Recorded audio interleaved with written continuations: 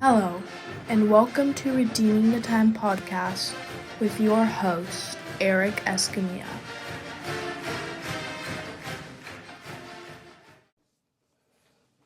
Savea, how are you today? I'm good. How are you?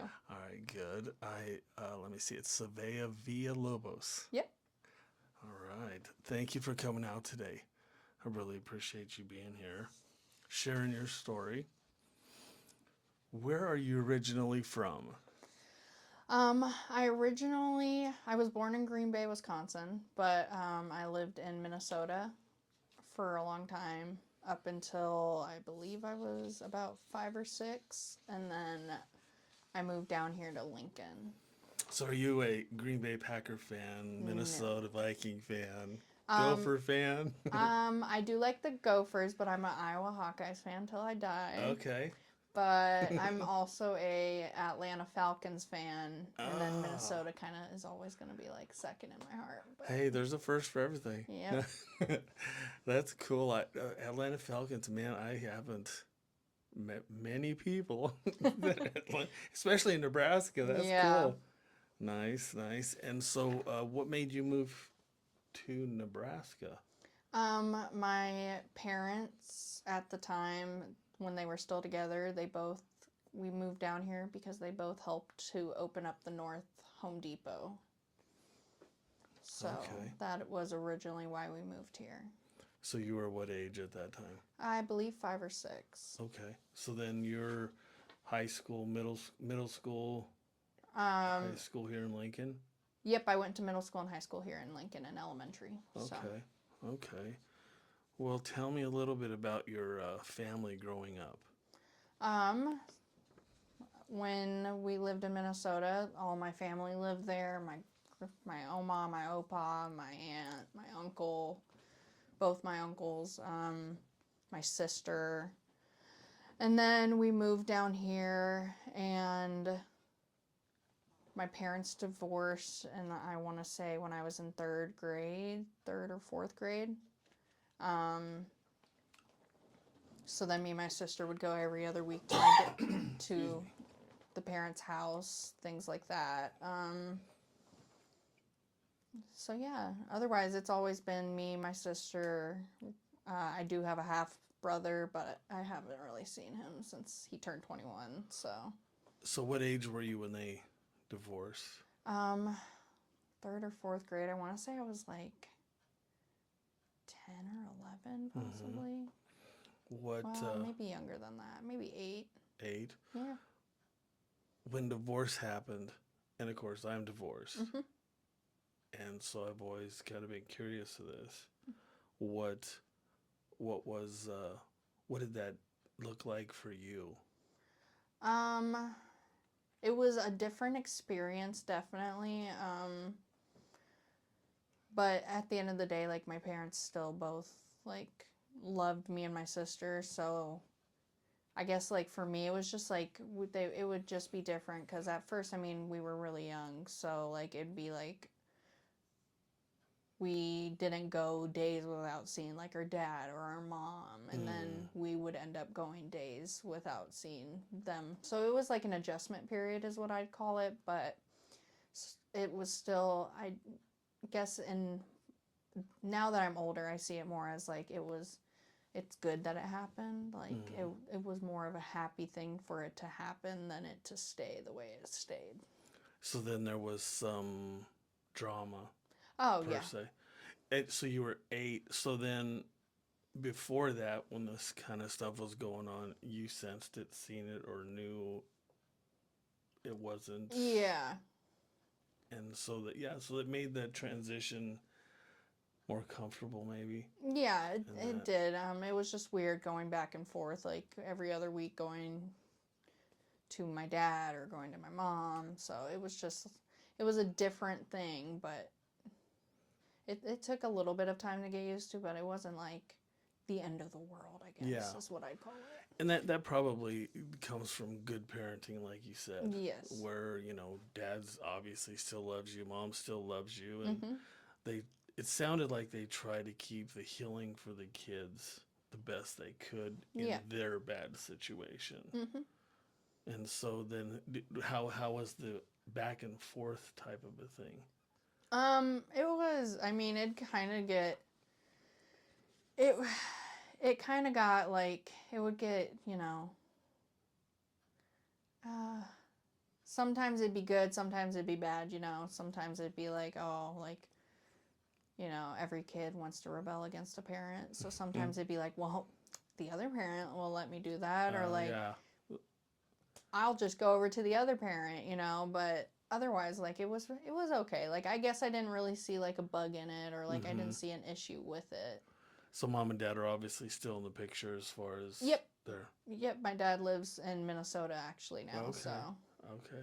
But they both came here. They both opened up a Home Depot. Yep, the Okay. North 27th Home Depot. They All right. both helped to open that up. So. Oh, that's a busy place. Yeah, Yeah. my mom still works there. Does she? Mm-hmm. Oh, that's cool. I'll have to go in there. Hey. Cool. So tell me a little bit about your teenage years and growing up. My teenage years were full of, I was always the outgoing one, so I was a social butterfly. I liked to make friends. I would say that also got me into quite a bit of trouble. At one point, I ended up with a minor in possession of alcohol. And how old were you? I want to say like 12 or 13. I made a bad decision.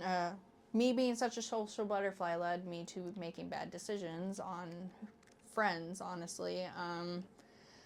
So I started hanging out with a group of kids. I ended up going to Pawnee Lake, way past the time you should be going to Pawnee Lake. There ended up being a fight.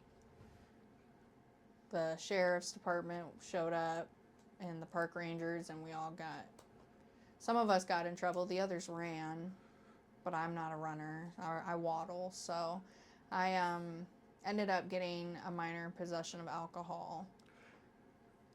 Was that because you had the alcohol, or you were just there? I was intoxicated. Yeah, Oh, we got okay. caught with an open bottle in the vehicle. So, and I tried to hide that from my mother because I had a friend pretend to be my mom and call and talk to the sheriff, so that I could, saying that like she was out of town, so I could be released to my friend's house. So my mom never knew until we got a letter in the mail that I had been caught with alcohol. Oh my. Yeah, so I ended up doing teen court, which basically I did diversion and then teen court. At 13? Mm-hmm. So that's kind of describe that for the audience. Teen court. So I basically I don't know if they still have it, but I sat on a panel with my peers, and they were the ones that judged me. They were my judge and jury. Basically, I had to serve on it as well, so I would serve as like the jury and to make up my time, but like we'd hear like the person's case and this and that, and like whether they had to do community service, like that was part of their community service, things like that. Those were adults? No, these were teenagers. Other teenagers. Yep, that other kids. Really? Yep. Mm-hmm. And that's kind of interesting because that's a good experience for you. Mm-hmm. If the teenager wants to take it as an educational way. Yep.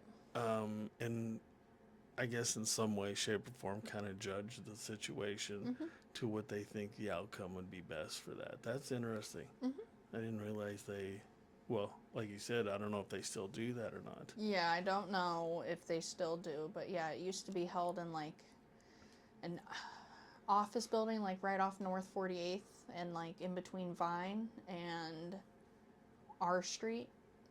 Like right in like near I don't know if you know where McAllister's Deli is, but there's like an office park to the left of it. And it's in that area. Yeah, that's where it used to be held. Well, I know I was what, 19? And is it MIP, Mm-hmm. minor in possession is what I got. Of course, back in the day, Mm-hmm. when I'm way older, but they didn't have something like that I know of for me, or Yeah. it just wasn't offered. Maybe I don't know. I think I had just gotten a ticket Mm-hmm. Yeah. and slap on the wrist, and that was it. So then at 13, tell me a little bit about your story. What kind of led you into addiction? And I again, for the audience, I don't know what the addictions are and whatnot. So when I was about 14 years old, 14 or 15, it's all honestly, it's like all a blur at that point. I was jumped by these friends that I got the MIP with. I got jumped right outside my dad's apartment in an empty field. I thought we were sneaking out to go to my other friend's house. And so I was sneaking out and I ended up getting jumped. So that led me to struggle with PTSD. And then a few months after I was jumped, my mom's boyfriend at the time ended up dying in his sleep. Um, he had a heart attack in his sleep, I believe, and I was really close to him. So I ended up I was going through PTSD. I was scared of my own shadow. I ate lunch in the principal's office most of my high school life because I didn't like seeing other people get in conflict or things like that. And after my mom's boyfriend had passed away and me being really close to him, I had started to do Xanax left and right because of the anxiety, things And like was that that. kind of a situation where it was Yeah, the so it was doctor actually prescribed his and I that? stole it. Oh, okay. So it was um, It was, taken when you didn't know what times or when to take it, except for just to take it to numb that. yeah, and at first, like, I was only taking it, I wasn't taking it religiously, you know? Mm-hmm. Mm-hmm. But then I started getting in the crowd of like I was missing school. I was going down to the smokers corner. I was hanging out with a bunch of the older kids, a bunch of the juniors and seniors, you know, trying to make friends because I had lost friendships due to me being isolated. I wouldn't go to the mall. I didn't go to a movie theater. I didn't do things a normal high schooler would go and do, you know. So the Xanax kind of led to me drinking. I mean, like any high schooler, you know, yeah, there's going to be some drinking involved.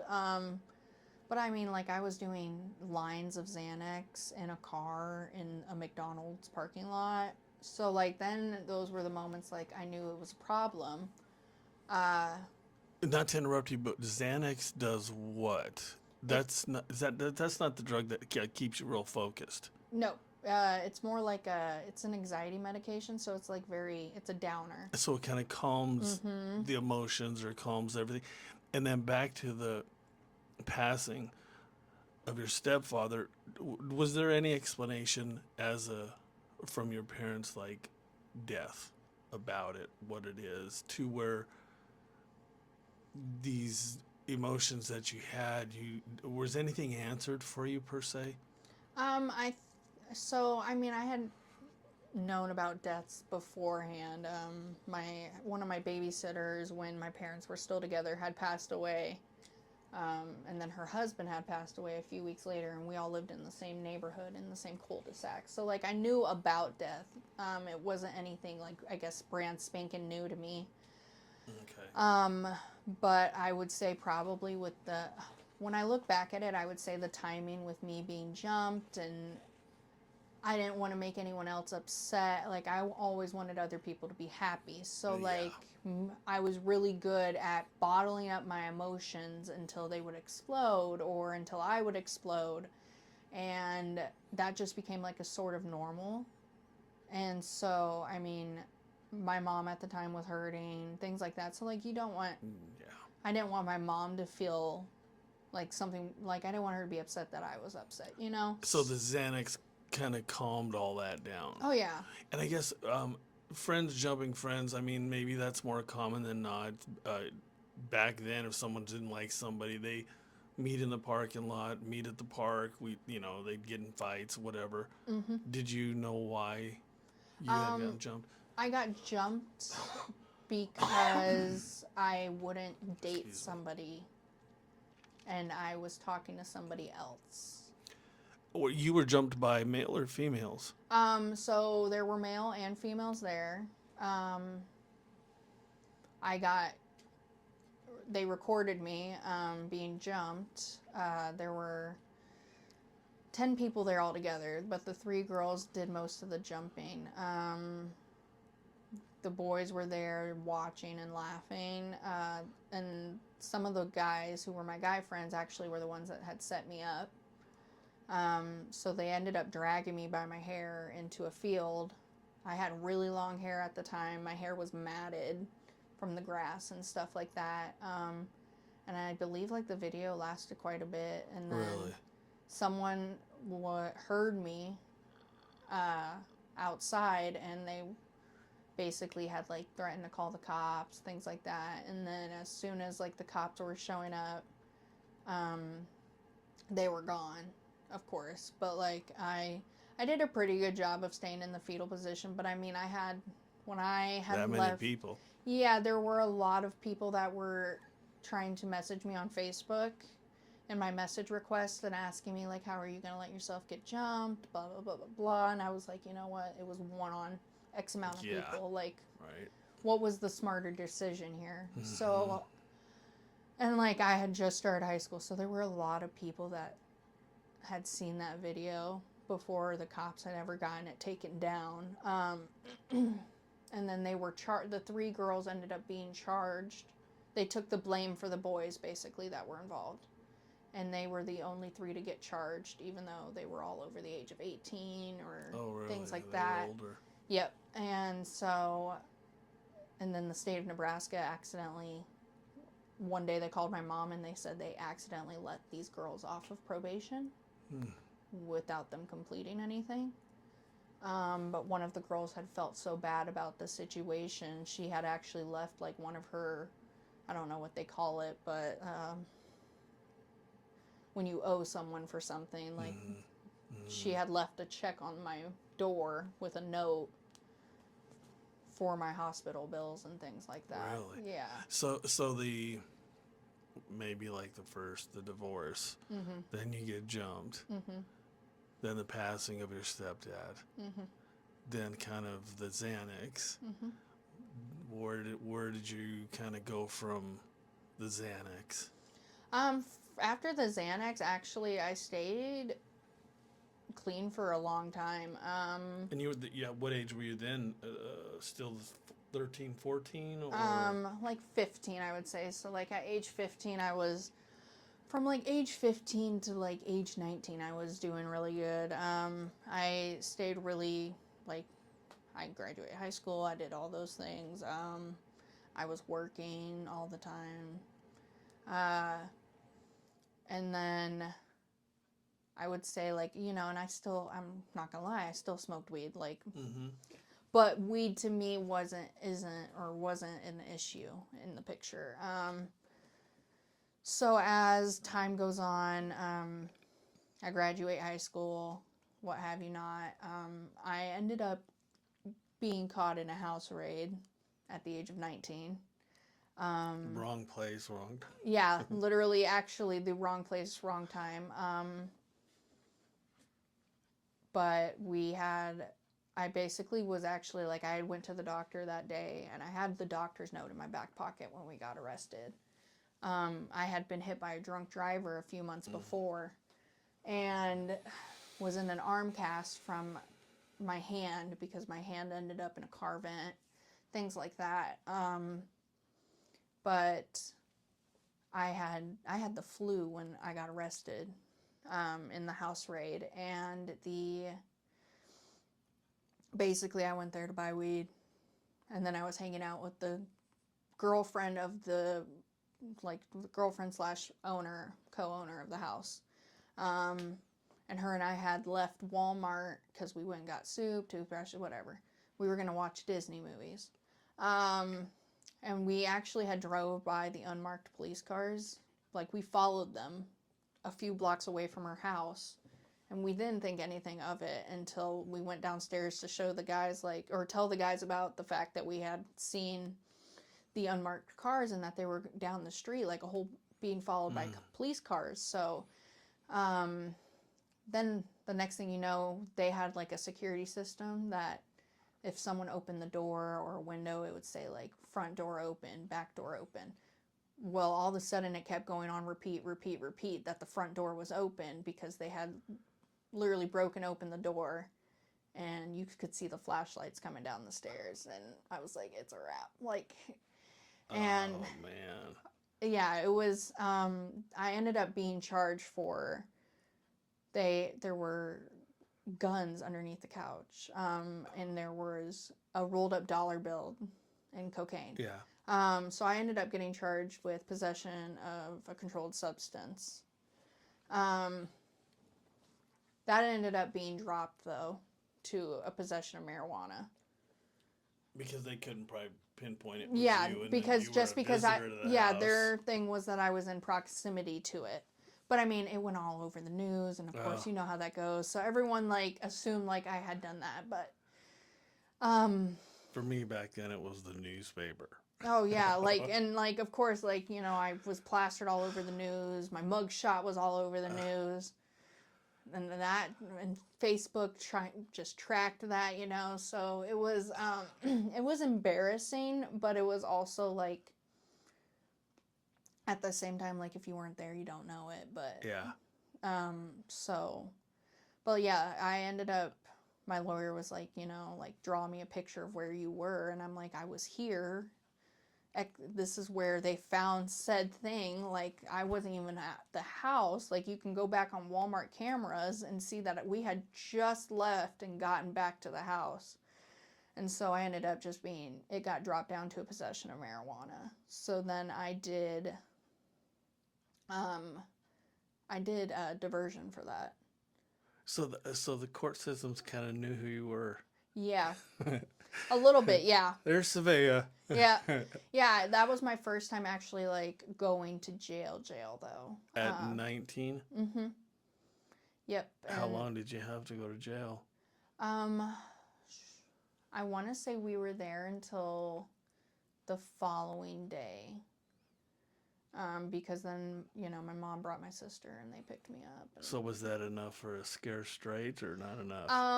So my mom let my sister do the talking. The funny thing about that is my sister is, she's a loving, but she is very much a, like, she's also very stern when she talks. So my sister actually gave me the more talking to at that moment, because I knew, like, she's bringing my sister, I'm SOL. But yeah. So that's kind of where that was. What was, not to interrupt you, but what was your mom and dad's reaction? Well, my dad was, of course, peeved off when he did find out. I think we, like, didn't tell him for a little bit because I was like, you know what, like, he's gonna be pissed. Yeah, and I don't want to hear about it. Like, I'm like, you guys, wait to see what the outcome is. Like, I explained my side of the thing, you know, like, I had weed. That's about it. Like, yeah. Was mom and dad drinkers, smokers, or anything? My dad was a drinker. I think, like, maybe, like, a long time ago he was a smoker. Yeah. You know, but, like, my dad drank alcohol pretty good. He doesn't anymore, but, like, he was definitely more of a drinker. Other than cigarettes, I mean, that's pretty much what I remember, like, growing up. Mm-hmm. But my mom wasn't really. So you get at what the day? So you were in jail about 24 hours, something like that. Yeah, like it was a day or two, maybe. What was it? what was it like after that, as far as reaction from parents or friends, or did you just go right about?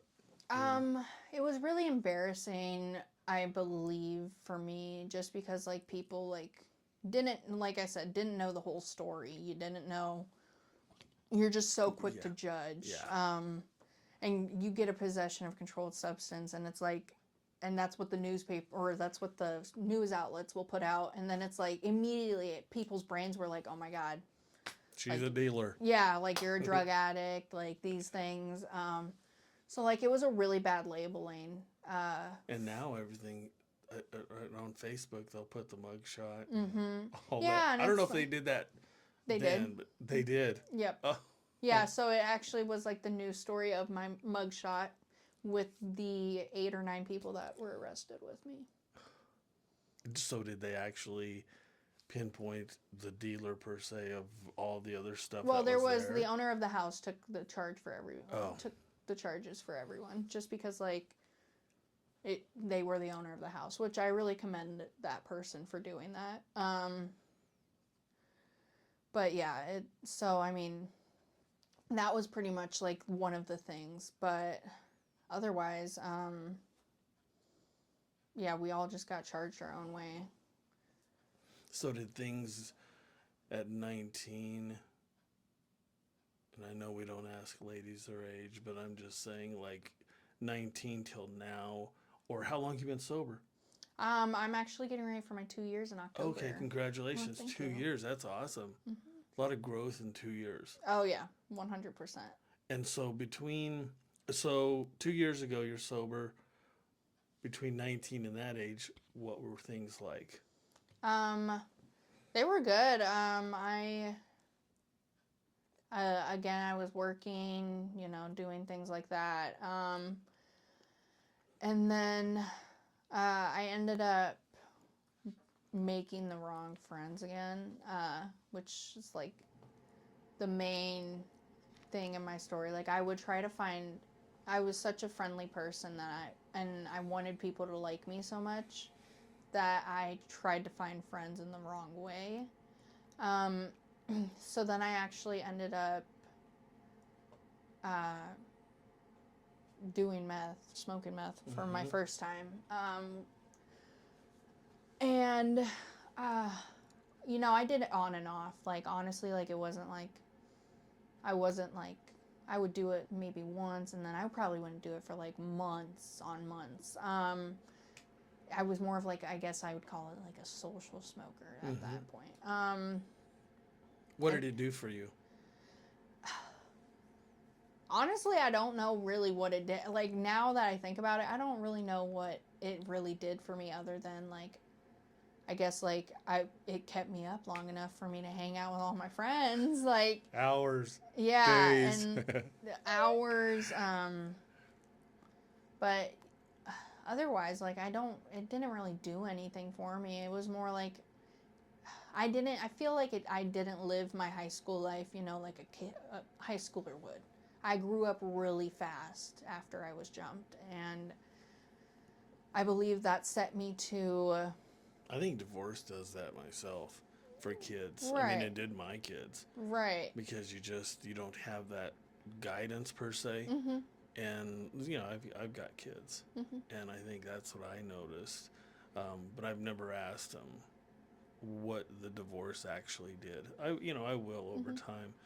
But I think that definitely was an effect on them.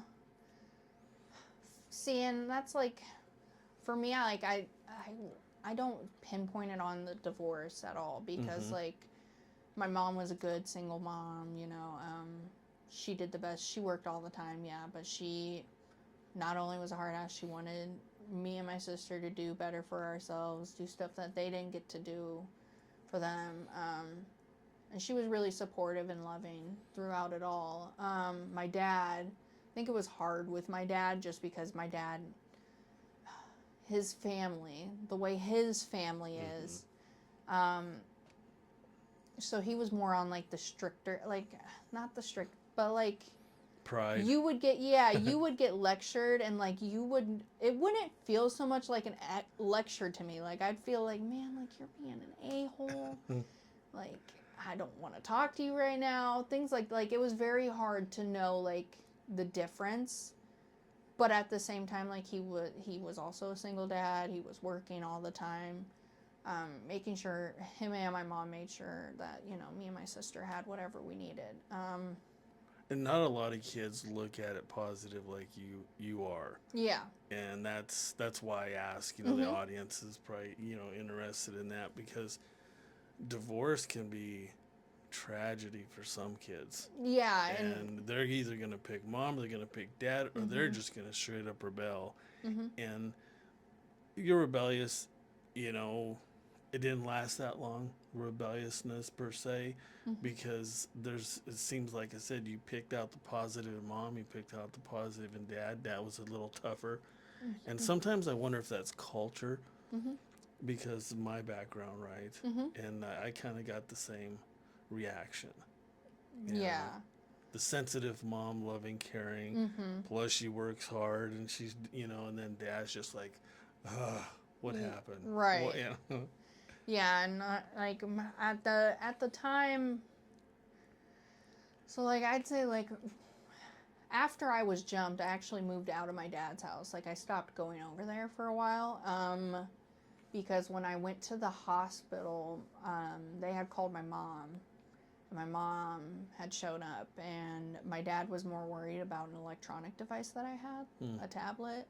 He was more worried about where that was, and he was mad that I had snuck out, and wasn't worried. Like he probably was worried, but like to me at the time, it seemed like he wasn't worried that I had gotten jumped. So like for me in that moment, had decided I'm gonna go stay at mom's for a while, and then eventually, like maybe a month or so after, like I started going back to my dad's, but let things cool down a little bit. And there was just that residual, like I had been jumped literally right across from his apartment. Yeah. So like there was just that residual effect of that. But yeah, definitely like when I look back on the situation, that I feel like a lot of it really rooted back to me being jumped. And me not getting to do the things that, you know, high schoolers normally do. I didn't go out with friends on the weekends. I literally would come home from school, and if we came home late at night, I would run from the parking lot up the apartment stairs, scared of my own shadow. And I didn't, like I said, I ate lunch in the principal's office. I was the weird girl that would eat lunch in the principal's office. I did a lot of my classes on e-learning, because I couldn't muster the courage to be able to sit in a room. Because, I mean, like, there would be someone who would be arguing or fighting, or if someone said something mean to me, like, I would fight or flight. Yeah. And defense mechanisms. Yeah. So I grew, like, this shell of being that way. And so that's what it really boils down to. So I think, like, when I started doing and smoking meth, like, I was really trying to, I guess, relive that moment. Like, I'm going to party, I'm going to do all this fun stuff that I didn't get to do when I was a high schooler, or things like that. And better this time. Yeah. And instead, like, that kind of, even though I wasn't doing it for months upon months, it led to it would always be there in the back, you know. Oh yeah. And so that kind of just led me on the path I was going on. I did stop for a long time, probably the longest. And I ended up getting pregnant with my son. And I didn't even go back to smoking meth or anything like that until he was maybe 6 months or 7 months old. I was a store manager, so I was working, and this is when COVID had happened, things like that. So hiring people were really freaking hard. And so I was working 70 hours. More responsibilities. Yeah, I was working 70 hours. I had a little baby, you know. So then I, of course, felt like I had to be Superwoman, and I went back into that pattern. I knew where I could find it, type thing. And so I went down that road, and again, I only did it on and off, maybe. And then I started doing it more about 2 years ago. I started really like going down the path. I was going to jail. I went to jail numerous times. I finally had... When you went to jail, was that because of the meth, or so you got busted with it, or? Yep. So both, right before I went to drug court, I ended up being caught within like a 2-month period. And they're strict on that, aren't they? Yeah, possession of controlled substance of methamphetamines. The last time before, so I had gotten caught, and I only had like a little bit on me, you know, and I had empty baggies. So originally I thought I was selling, and they were empty. So like, and I had left that stuff in my car. Whatever. I actually had gotten pulled over for the smell of marijuana originally. And then they went through my stuff in the car. They did a search. And that's how the meth got found. So then I was arrested for that. I got out about either a day or 2 days after I got caught with it. And I had a public defender. Not the best public defender, in my opinion. They're busy. Yeah. And I ended up getting charged with it. We talked about me doing drug court. I had a hearing for it, blah, blah, blah. In the back of my brain when I started, I think like I had went and done like my look-see at it before I had started drug court. And because drug court, and maybe for the audience as you tell your story, can kind of describe what that is, because from what I hear, it's strict. Yep. So it's a very strict program. And when I had started it, I didn't know like I had actually, like I did know, but I don't think I was really ready to go through like even trying to get clean. So that night I actually went back out and went and picked up some meth and was going to go smoke it. Got pulled over.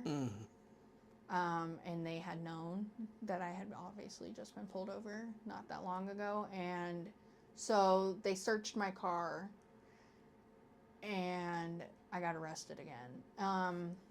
Girl. Yeah. And in that moment, like, and you know what really like set that in stone for me was my son. Like, both times I got pulled over not very far from my house. So, oh, good. He wasn't with you. No, he was at home with goodness. his dad, and like I should have been home. Which is something I always like in the back of my brain. I always regret that, is like I just shouldn't have gone out. But at the same time, it's how I got to where I got. But so after that, I stayed in jail for, my sister was getting married that week too, that I got arrested. So I actually got out 2 days before her wedding, thank God. But I had to wait to hear back from drug court. They wanted to kick me off. My mom and my dad got me, basically we fired the public defender, got me an attorney to try to help get me out. Because I had really just effed it up that time, you know. And I remember laying on the top bunk of the freaking jail because I never left the bed, really, you know. And I just remember, like, I had basically, I don't have, like, a full higher power because I'm still working through that, you know. But I had told whoever I was talking to, like, you know, if I can get out, like, I'm done. I'm going to do something different. Like, I'm done doing this. I'm not going to do it again. And then that morning, actually, the CO had came and told me, like, your lawyer's here to talk to you, and then a few hours later, I got out. I was getting released. And you were only in there, what, 4 or 5 days? Yep, At 4 the or time? 5, yep. And how old were you? 24. 24. And this would have been like possible third offense of Yep. not meth, but third time. Yep. Okay. And so I got out and I went to go meet with drug court. And for those that don't know, yes, drug court is a very hard and difficult program. It's a minimum of 18 months. And so I got out on October 10th. And there's a lot of requirements you have to do for drug court. So I actually went and met with my supervision officer at the time, right after I got out of jail, and kind of got the rundown of everything. And basically, after that, then I went and, like, my sister got married, but I had started drug court at this point. So, like, now when you're first starting drug court, you have to go to court every Thursday. An actual courtroom. Yep, in an actual courtroom. There's a judge. There's a wheel you spin if you're on honor roll, like if you did good that week, things like that. And then I was sworn in, and so I had to go to court every other week. When you're on phase 1, you have to go to court every week, every Thursday. And you better hope you're on honor roll. If you're not, there's sanctions you have to do. They've changed, from when I started, they had changed the sanctions probably around phase 3, end of phase 3, start of phase 4 for me. There's 5 phases you have to endure. When I graduated, I was the only one out of my entire orientation class that graduated. Wow. Congratulations. Like I said, I've heard it's real tough. I mean, you probably have to do drug tests. Mm-hmm. Is that every day? Is that every Thursday? So we had to do, at the time, drug court was still a part of county or community corrections. So they would, if they called our color, we'd have to go there. And we could go morning or night or evening, whatever you want to call it. And again, when phase 3, end of my phase 3, start of phase 4, they actually moved from community corrections onto the probation side.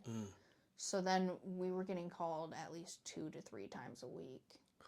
So gas, driving, work, yeah, baby. And like if you were sick, like, and you're on the probation side, it is like, versus me being on the community corrections side, because when I was on the community corrections, I could actually, like, if I needed to, like, if I was actually sick like a dog, like, I was able to miss the drug test because, like, I would have COVID or something like that. I had strep, I believe. I couldn't go. But I had COVID while I was on the probation side. I still had to show up. So it was very, like, repetitive. Yeah. Honestly, it got so repetitive. Like, I was so used to it. But I grew to be exhausted either way. Yeah. Oh, sure. But it's a very intense program. You have to, luckily enough, I'm a full-time student, things like that, and a stay-at-home mom. So, like, it didn't work in my schedule with my fiance for me to be able to, like, we had no one to watch our son. Mm-hmm. So usually you're supposed to have a job on drug court, and you're supposed to have this job and keep this job. Well, I had been allowed not to do that because there was just no way for me to. Scheduling. Yeah. You have to pay copious amounts of money. I think by the end of it, it's like $2,800. So just to graduate. So that's intense. I had to do IOP meeting. You have to go. And those IOP meetings sometimes up to 4 hours, right? Mm-hmm. I don't know how long yours were. Yeah, so they were pretty long, and then we had MRT that we had to do. What's that? So MRT is like I don't remember what the acronym exactly stands for, but we had this book, and it was basically like about like things we would talk about, like we had to be honest about our road here to this point, and how we could make our lives different. And so it was like an 8-week class, basically. Oh, wow. So we had to do that. We had to attend, depending on what phase you were on, you had to attend X amount of NA or AA meetings and get your card signed. You had to go X amount of like peer recovery groups. So it was a lot at first for me. And I was in the back of my brain when I started the program, I was like, I'm only doing this until I get off, I'm doing this just till the law is not breathing down my throat. But honestly, I think probably after that first month, like I started off going to AA meetings because I refused to put myself in a category of NA, And that's how I didn't see that for myself. I'm not a drug addict. Like I've done it in the past. I stop when I want to, things like that. And I remember my first AA meeting, like this person had 57 years clean, and I was like, I'm a competitive person. So I was like, you know what? I want to do that. I'm going to get there. And initially and as time went on, that changed, but I really had hit the ground running with my recovery. I showed up when I didn't want to show up. I did all these things, and eventually something that I never thought would happen, me going back to school, like that had always been a thought, but in the back of my brain it wasn't doable. And then it became doable,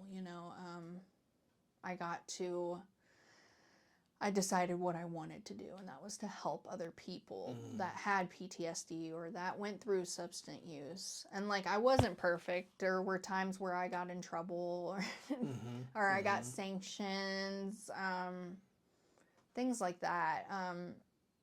And then like, that's when like, you could tell the change had started to happen. I was open about a lot of things. I did what I had to do. I started going to NA meetings because someone in drug court who became a great friend of mine was like, come to this meeting with me, like I was like, I go to AA meetings, like I don't do NA meetings. But I had went, and that group became my home group eventually, and now everything I do revolves around NA. I'm on the area committee for NA. I'm the secretary. I serve as the secretary right now. I still go to NA meetings. If I can't make it to a meeting, I Zoom meetings, things like that. So like with drug court, like I really hit the ground running with it. So drug court, AA, and NA, for folks listening, it works. It does. You just have to kind of get that mindset. And sometimes we go into things a little stubborn, but when we start to get a bit of clarity and it starts to work and notice those things, the feelings, the mindset, a person, like you said, ground running, you can really make some changes, not only for yourself, your family, and friends. And I'm not perfect at the end of the day. I'm still human. I still have those moments where, like, I'll get overwhelmed and things like that. But at the end of the day, like, especially for people on drug court or new to drug court or things like that, like, my biggest thing I would always say is, like, just, unfortunately, sit down, shut up. Yeah. Just, as strong-headed as you want to be, or as, like, rebellious as you want to be, and you feel like you're being babysitted all the time, it actually, like, the structure is there to guide you and help you. It's what you need in that moment, which, again, it took me a little bit to understand that. I would get annoyed, like, when they called my number, I'm like, I just want to go back to sleep, or things like that, or like every week having to go to court and then every other week. But at the same time, like, it was the structure that helped me grow those healthy relationships, that made me also realize, like, I want to go back to school. Something like that hadn't even crossed my mind since I graduated in 2018. Like, I wanted to go back to school. I wanted to do better, be better. And it's not for the faint of heart, but if you listen and put your strong-headedness, put your pride to the side for a minute. Really, like, sit down, look deep into your soul, and understand that I don't want to go back out there. If you do, you got to sit down and just think deeply about it. And that's really what helped me doing that, going to meetings. Even if I didn't feel good, I was going to meetings. That's how I fill up my cup. Mm-hmm. And that's something I have to do. I've made great friendships through this journey. I've made great relationships through this journey. So you're picking better friends. I am. I'm finally doing the one thing I couldn't do for so long. I actually also had learned, like, I had to work through that trauma. I never worked through that trauma. I always put it on, like, a back burner, and was like, like, I'm over it, but really, it's going to always be there. I had to learn how to work through that in a healthy way. Forgiving yourself and forgiving yourself is important. It is. And forgiving others is also important. Yep. And I had to let go of a lot of that. Yeah. And I had to forgive myself, especially. I beat myself up for the longest, especially when it comes to my son. I beat myself up for the longest. And I beat myself up when I think about his dad, too, because his dad really had to, like, take reign. And, like most people, he could have left. But he stuck around. We're getting freaking married. I mean... Congratulations. Yeah, he stuck around through a dark time in my life. Not only are you picking good friends, it sounds like you picked a good man. I did. I picked a winner out of all the years. Right on. Picked the winner, but something I couldn't do in the past. Now that I look back at it, like, I should have just held my head down and just went on.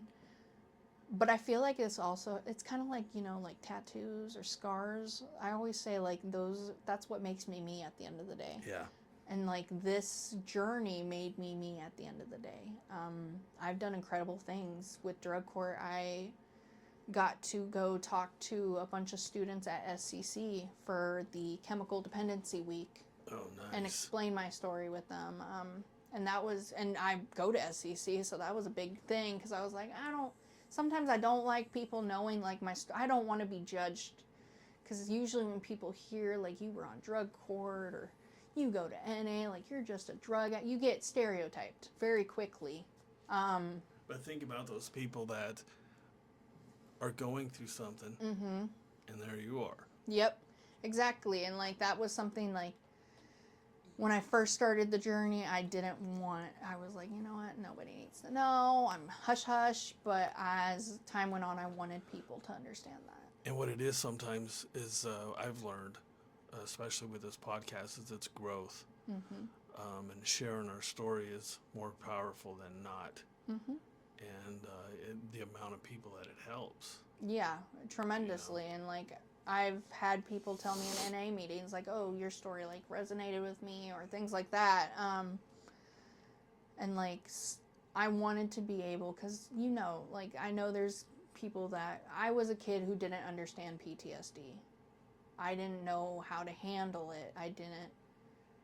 I had therapists, but I felt like they didn't listen. I think our education system should adapt a lot more about these types of things. Right, exactly. So, like, that's what my main goal is that I want to do, is I want to go where I know I can be the most helpful.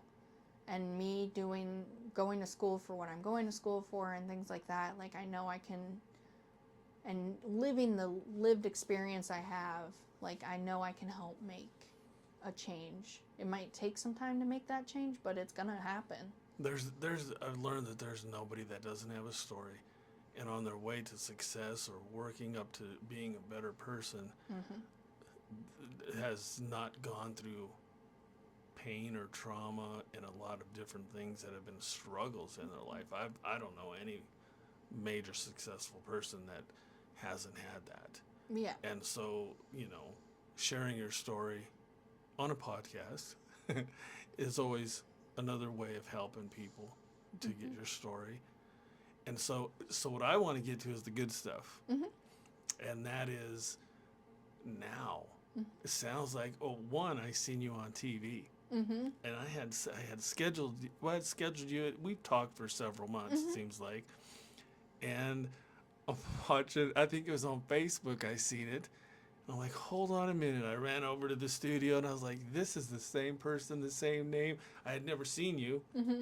And so I was actually really excited. And I was like, man, this person did it, right? And so that was channel 1011.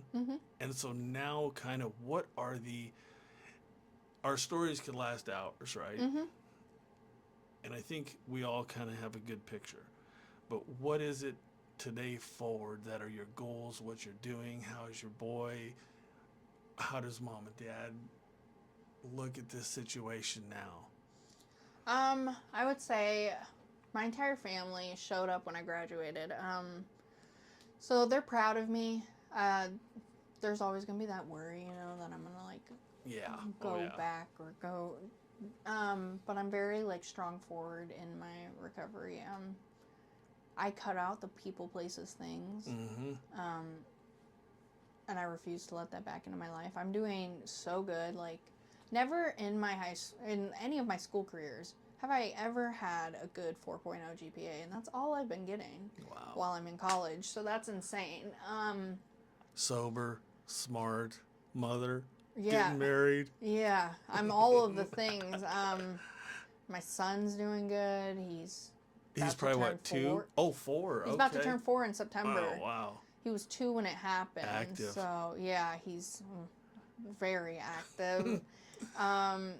Otherwise, You're going to school now, but you talked about peer support. You talked about drug and alcohol, addiction counseling. So yeah, mention those. What are?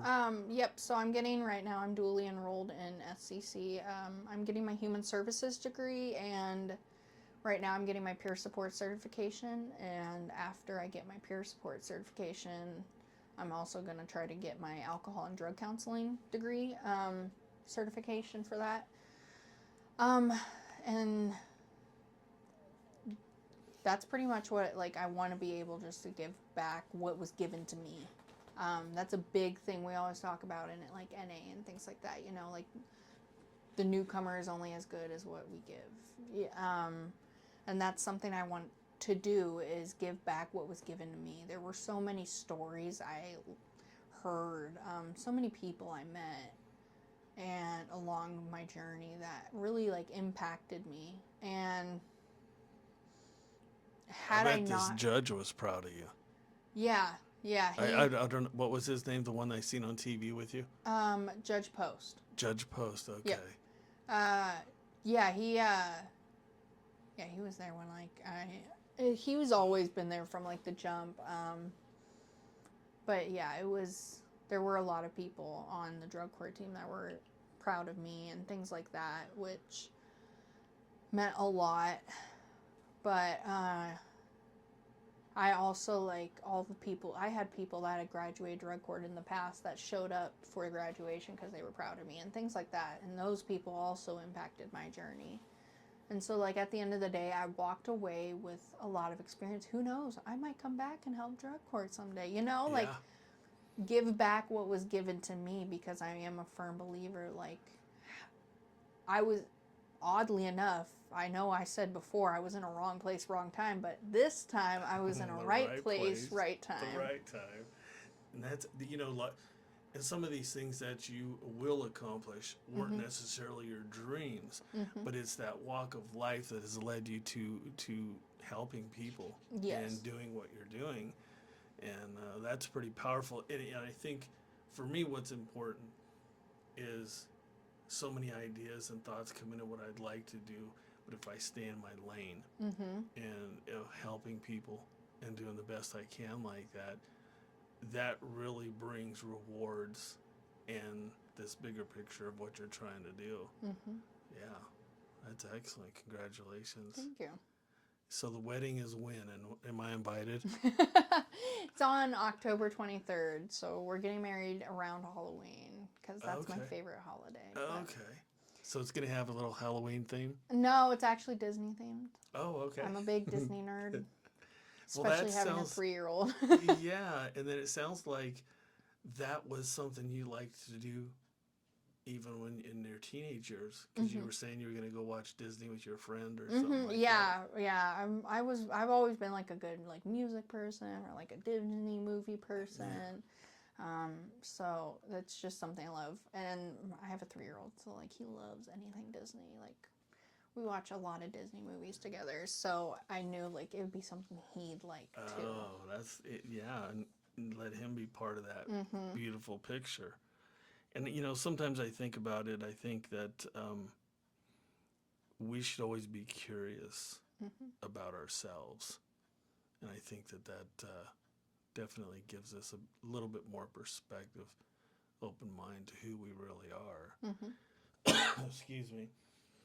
And so, as far as the last few minutes, I'm going to let you share what you would like to share to friends or family, or just to anybody going through this type of a lifestyle prior, with addictions.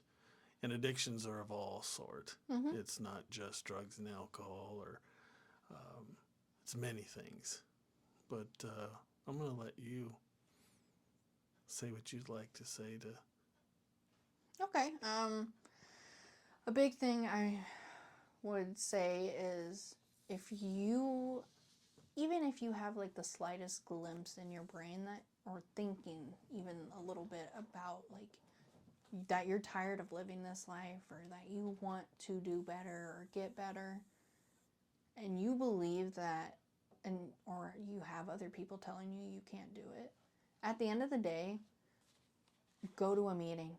Go get the phone numbers you get at any meeting. It doesn't even matter. Like, if you're not even addicted to drugs or alcohol and you're addicted to something else, you're still welcome at any of those meetings. Go to a meeting. It might seem nerve-wracking at first. I walked into my first meeting and it was they didn't have the meeting there anymore. I walked into somebody's 75th wedding anniversary party. And I was like, hi, I'm looking for this meeting. And they were like, oh yeah, like the meeting doesn't happen. I was so embarrassed, and I was like, I'm not going. I'm not doing it. I refuse. And then I got back up on my high horse, and I went to a different meeting, and I tried again. Those people aren't going to judge you. Some way, somewhere, there's someone in the room that's going to resonate with your story. Or even if you don't talk, you're going to resonate with their story. And it's just a beautiful thing that could happen.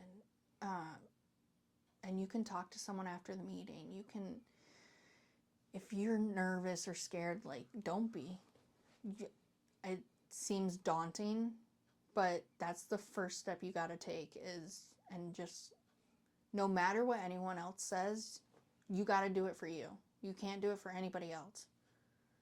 I can't do it for my son. I can't do it for my husband. I can't do it for XXX, I'm doing it for me and only me. And it sounds selfish when you say it, but that's really what you have to do. Because you don't want to piggyback off the idea, I'm doing this for my kid. I'm doing this only because this. No, you're doing it for you. And that's my biggest advice is do it for you. Don't do it for other people. Just do it for you. Do it so you better yourself. And honestly, cut out the people, places, and things. You may think even though it'll be supportive of you doing it, but it's not. And it's not kind. And especially with people overdosing left and right nowadays, like, the numbers are climbing with that, and that's scary to think about. And it's scary to think, like, someone I know has gone through it or things like that, you know? And I just think really trying to do better for yourself. Whatever that looks like for you, getting clean, going to meetings, trying to get clean, you know, like any of those things, like that's a big step. And I would say just hold your head down and do it for you. Just don't do it for other people. Congratulations. It sounds like you're really setting up some good groundwork for your son. Mm-hmm. And I think that what I've learned is that sometimes the teenagers, even a little bit older, don't want to listen. And I think the best thing we can do is be the example mm-hmm. and actually do it. Mm-hmm. And I think that that's a really big part of what I do mm-hmm. is to just try to be a good example. Love them to death. Right. Congratulations on the future wedding. Thank you. And I hope and pray everything goes well for you. I'm Eric Escamilla. I'm the host of Redeeming the Time. We are on all social media. You'll find all the videos on YouTube. We're on Facebook. We're on Instagram. We're on TikTok. And again, I think what we're trying to do here with the podcast is to just spread the word and share and help and be supportive for people who need it. And we all do, honestly. You know, we all need some kind of information or hearing these stories. You know, your story's a powerful story. And we could have probably talked another hour mm-hmm. of all the good information that you have. Right. And who knows? You'll either be on again or we'll see you on TV. There's only one way to know. Sky's the limit for you. Right. And so thank you very much for being on the mm-hmm. podcast. Of course. And it's Savea Villalobos. Mm-hmm. I said it right. You did. All right. Thank you, everybody, for listening, and have a good day. I was lost in the night, running from truth, running from life. Hey, 32 years, just changed on my mind. Grace showed up, said redeem your time. Fell down hard, but I got back up. Straight at the bottom for a living cup.